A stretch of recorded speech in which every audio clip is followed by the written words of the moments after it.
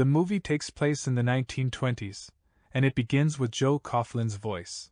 He talks about how he fought in France in 1918 during World War I, and saw many good men die without any reason.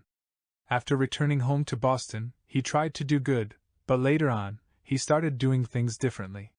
Joe and two friends steal from a gangster and make it look like they've kidnapped a woman named Emma Gould. But in reality, Emma is helping Joe from the inside. Joe has strong feelings for Emma, but she's already dating a gang boss named Albert White. However, Emma and Joe meet secretly when Albert is away. Joe and Emma go out for dinner, but Joe's dad, Thomas, who is a police captain, unexpectedly joins them. During dinner, Thomas says something negative about one of Emma's family members, showing that he doesn't like her. Emma is clearly unhappy with Thomas's comments, but Joe tries to comfort her by saying that Thomas doesn't really have an issue with her.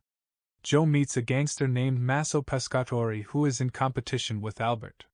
Masso asks Joe to kill Albert, or else he will tell Albert about Joe's relationship with Emma. Joe and his partner Dion Bartolo rob a bank, but they quickly get chased by the police because Joe has trouble driving the getaway car. He crashes into a civilian car before finally speeding away. Joe's partner Dion and their other accomplice manage to get into another car, but Joe stays in the original getaway car. The police chase after both cars, causing a high-speed chase down the street. Eventually, the cop cars crash and catch fire, and Joe is thrown out of his car. When he regains consciousness, he sees the burning cop car in the river and runs away. Joe hurries to a casino to meet Emma, hoping they can leave town together. They get into an elevator and kiss passionately, but then Emma confesses that it was a trap. One of Albert's big henchmen grabs Joe and starts brutally beating him, even kicking him in the groin so hard that he vomits. They drag Joe outside where Albert and his men intend to kill him. However, Joe's father Thomas and his team show up, forcing Albert and his crew to flee. The police then arrest Joe. The boss of the police, Chief Inspector Calvin Bondurant, wants to send Joe to jail for the rest of his life because police officers died during the chase.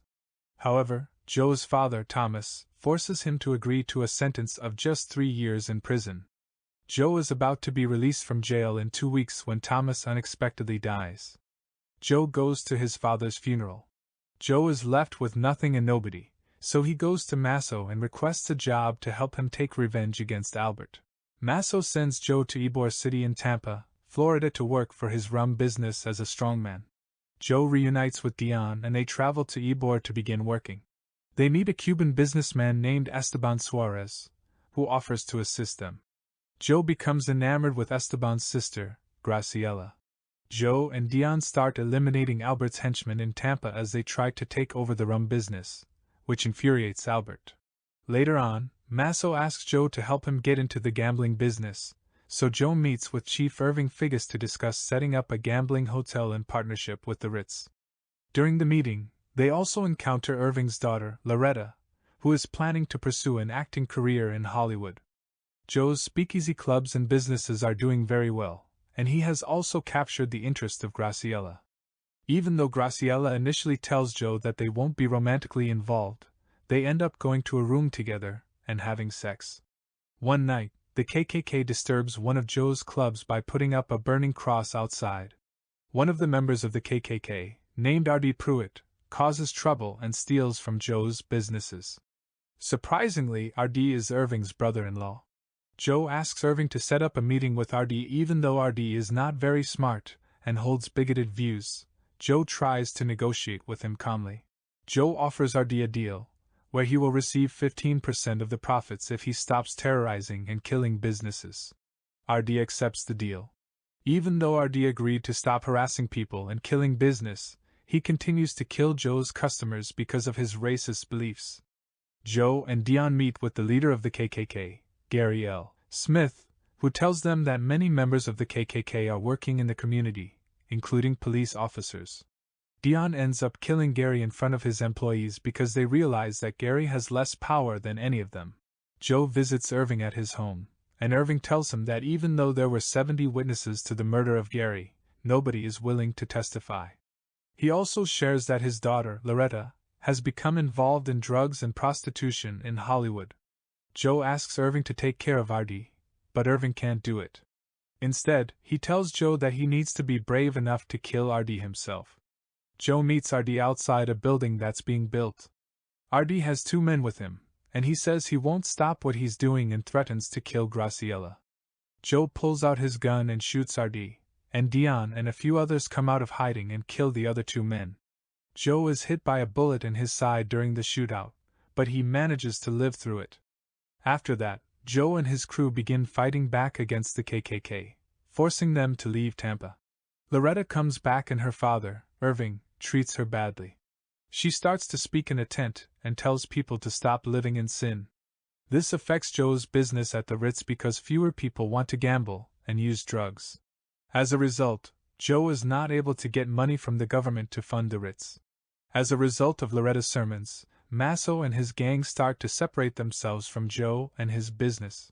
Joe meets Loretta alone in a restaurant. Loretta confesses that she thinks God is present on earth and expresses regret for her past actions. Joe then asks why life feels so unpleasant, to which Loretta responds, "Because we mess things up." The next day, Dion shows Joe a newspaper article about Loretta's death. It says she cut her own throat while in her father's bed the previous night. Joe looks very upset by the news.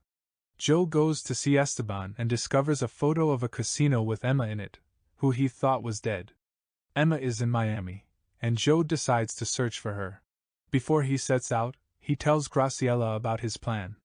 A group of people led by Masso are in Tampa. Joe goes to Masso's house to see him, but Masso wants to get rid of Joe because he didn't do well with a gambling business and didn't kill someone named Loretta, who caused problems. Masso offers Joe 2 options: work for his son Digger or do a dirty job. Joe agrees to work for Masso's son Digger. But then, something unexpected happens. Joe finds out that Masso is now working with Albert, who wants to use a gun to kill Joe. However, when Joe shows Albert a picture of Emma, he learns that even Albert didn't know she was still alive. After a short time, Joe's group of men enters through the tunnels, which Masso realizes is how they have been smuggling illegal goods like alcohol and drugs. Joe's men begin to attack and kill Masso's men, while Joe fights Albert. Dion and a small group of men enter with their guns, shooting and throwing Masso's men over the staircase. Meanwhile, Joe kills Albert by shooting through the wall. Joe waits for Masso to return, and when he does, Joe informs Masso that his son Digger is dead. Then, Joe shoots Masso in the chest, killing him. Later on, Joe gives his business to Dion, who takes care of the men. Joe discovers Emma working outside a place where people pay for sex. Emma tells Joe that she tricked everyone into thinking she was dead by crashing her car into a river, and then she stayed with a fisherman to hide. Emma mentions that she enjoys the feeling of being free. Joe asks Emma if she loved him as much as he loved her. Emma tells Joe that she never felt the same way. Joe decides to leave Emma for good. Joe and Graciela relocate to Miami and start their own company constructing homes for poor people. They have a son, named Tomas, after Joe's father. One day, Irving, who has become insane after Loretta's death, goes to the Coughlin's house and begins shooting while shouting, "Repent!" Graciela tries to protect their son Tomas, while Joe confronts Irving outside and kills him with a gun. Sadly, Graciela is hit by a bullet and dies. Joe weeps over her body. Later, Graciela is laid to rest in Cuba, her home country. Joe continues to be a good father to his son, taking him to the movies where they discover that Joe's brother wrote the film they're watching. Joe's voice can be heard saying that his son Tomas dreams of becoming a police officer and often talks about wanting to see his mother in heaven. Joe tells his son what Loretta once told him, that heaven can already be found on earth.